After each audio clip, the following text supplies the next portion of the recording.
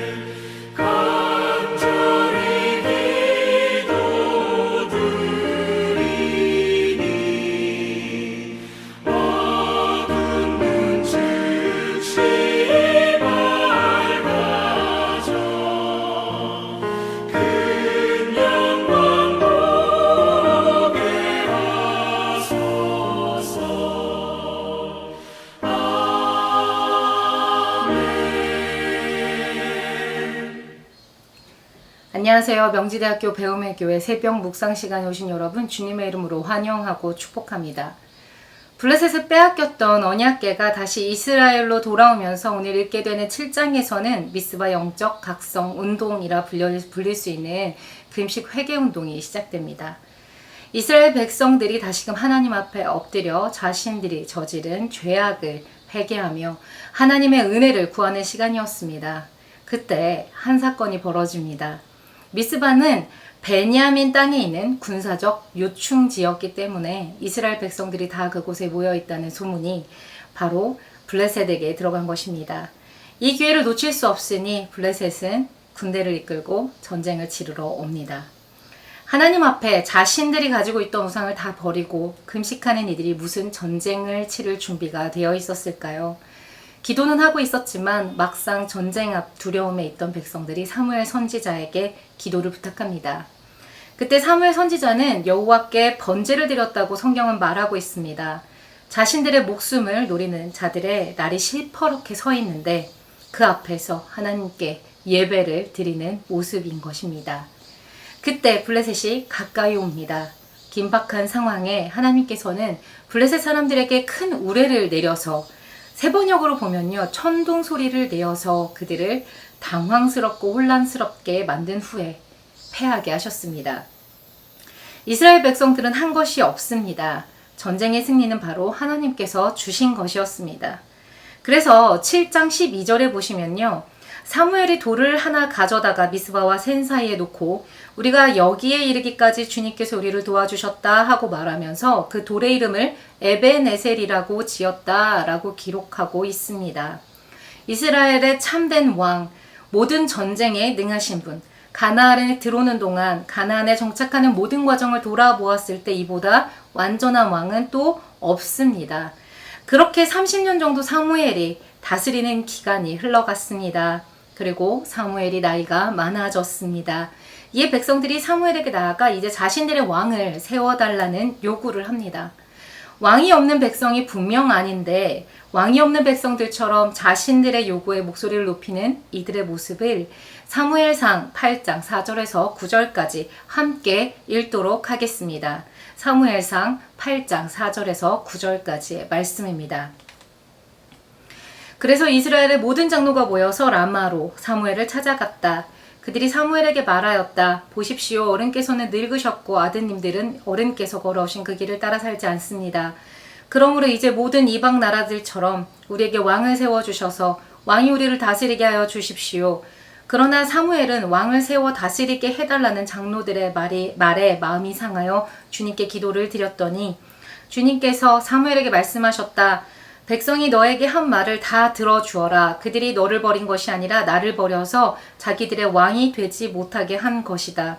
그들은 내가 이집트에서 데리고 올라온 날부터 오늘까지 하는 일마다 그렇게 하여 나를 버리고 다른 신들을 섬기더니 너에게도 그렇게 하고 있다. 그러니 너는 이제 그들의 말을 들어주되 엄히 경고하여 그들을 다스릴 왕의 권한이 어떠한 것인지를 알려주어라. 아멘. 4절의 시작은 그래서라고 하고 있습니다. 이스라엘의 모든 장로가 라마, 즉 자신의 집이 있는 사무엘을 찾아간 이유가 그 전에 나와 있다는 뜻이겠죠.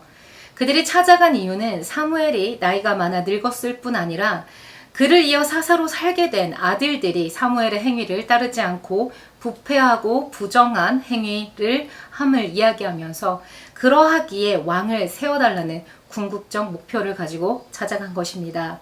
그런데 자세히 보시면 앞서 사무엘 초반에 등장한 몰락한 엘리 제사장의 가정을 연상케 하는 그런 데서 끝이 난 것이 아니라 한 가지 이유가 더 있는 것을 볼 수가 있습니다. 바로 5절 하반절에 이제 모든 이방 나라들처럼 우리에게 왕을 세워주셔서 왕이 우리를 다스리게 하여 주십시오입니다. 즉 왕이 필요한 이유는 이제 모든 이방 나라들처럼 그들과 같이 되고 싶다는 것을 이야기하고 있는 것입니다. 이스라엘의 왕은 누구시죠? 하나님, 유일하신 여호와 하나님 한 분이십니다. 하나님께서는 이스라엘을 모든 이방 나라들과 같은 나라로 만들지 않으셨습니다. 오히려 그들과 구별하여 하나님의 백성으로서 살아가는 나라로 택하셨던 것입니다. 즉 모든 이방 나라들과 같은 나라가 되고 싶은 마음은 하나님과의 언약 관계를 깨는 행위와 같은 것으로 볼 수 있는 것입니다. 하나님은 이스라엘을 통해 가나안의 왕정 국가들을 심판하시고 하나님을 따르는 신앙에 근거한 삶을 사는 이들을 통하여 하나님 나라를 세우고자 하셨습니다. 그래서 이스라엘 백성들은 자신의 정체성을 바로 알고 지키며 이방 민족이 자신들의 삶을 보고 자신들과 같이 되기를 원하게 만들어야 하는데 오히려 자신들이 이방 민족들과 같이 되기를 원하고 있는 모습입니다. 이에 하나님께서는 이미 뿌리 깊은 죄악된 모습으로 일관해온 이스라엘 백성들의 모습에 그들의 말대로 해주되 그들을 다스릴 왕의 권한이 어떤 것인지를 알려주라 하십니다. 이어 10절에서 18절까지의 말씀을 보면 그 내용이 나와 있는데요. 한마디로 보면 왕의 권력 남용으로 인한 경고라고 볼 수 있습니다. 징집과 노역, 자신의 재산을 증축하기 위한 착취 등 자유를 잃어버린 백성들의 괴로운 삶을 보여주고 있는 것입니다. 이 부분을 묵상을 하는데 애굽의 노예로 살던 이스라엘 백성들이 출애굽을 통해 종의 신분에서 완전한 해방을 선물 받았는데 그러함에도 불구하고 그들은 자신의 자유를 스스로 벗어던지고 다시 종으로 돌아가고자 하는 것 같이 느껴졌습니다. 출애굽 이전의 삶으로 말이죠. 사무엘의 이야기를 들은 백성들은 이렇게 반응합니다. 19절과 20절입니다. 이렇게 일러주어도 백성은 사무엘의 말을 듣지 않고 말하였다. 그렇지 않습니다. 우리에게도 왕이 있어야 되겠습니다. 우리도 모든 이방 나라들처럼 우리의 왕이 우리를 다스리며 그 왕이 우리를 이끌고 나가서 전쟁에서 싸워야 할 것입니다. 유독 우리라는 단어가 많이 들어갑니다. 우리에게도, 우리도, 우리를 말이죠.